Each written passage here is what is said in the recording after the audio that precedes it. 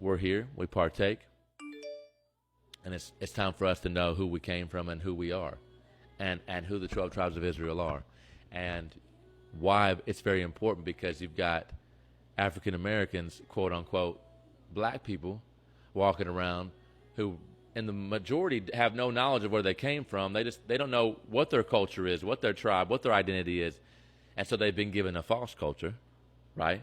But they still swagged it out. To this day, African Americans are the most influential culture in the world. Period. Period.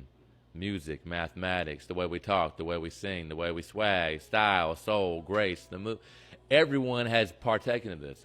Period. Period. And they deny it, but it's the truth. It's the truth that not only did they influence all the culture and give people bring the cool to the world, because that's what the Hebrew people did. Like, they were supposed to be a priestly nation. The people are like, yo, what is the Hebrews doing? We should follow what they're doing, right? So the same thing in America. They built America. You know what I'm saying? America was built on the back of slaves, period. That is the curses of the Bible hitting them, okay? Because they turned away from their righteous Elohim. They denied the very Son whom he sent. And they got pushed all the way into West Africa, Nigeria, where all the slaves were taken from. Modern day Ghana, on a slave ship, on a slave map, used to be called Judah. Judah.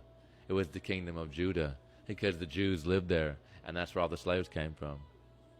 Judah, Ghana, Nigeria, and other places too. I'm not saying, but we're saying the majority is the Jewish people. And the reason that all this happened to them and continues to happen to them, right?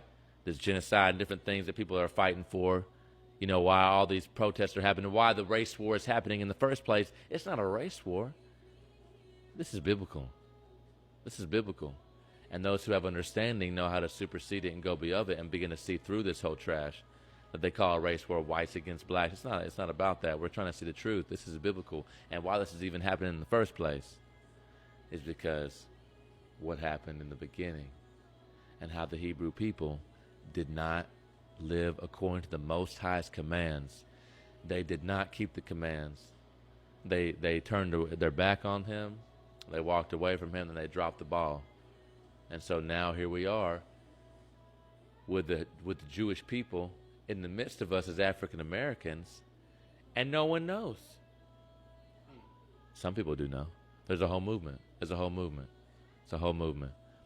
But the point being is that we're here to share the good news of that, and then we get to go back and read the prophecies and realize, whoa, what's really going to happen? And now I get it. This has always been about him making the Jew, Isaac, Jacob, and the 12 tribes all black men. Now, I will also preface with this. Separating people by skin color didn't happen until the 1600s, and it was based off of white supremacy, period. We didn't even separate people into colors until the 1600 A.D. But the moral of the story is that Jesus himself was a black man. Abraham, Isaac, and Jacob were black men. Okay? The 12 tribes of Israel, black men.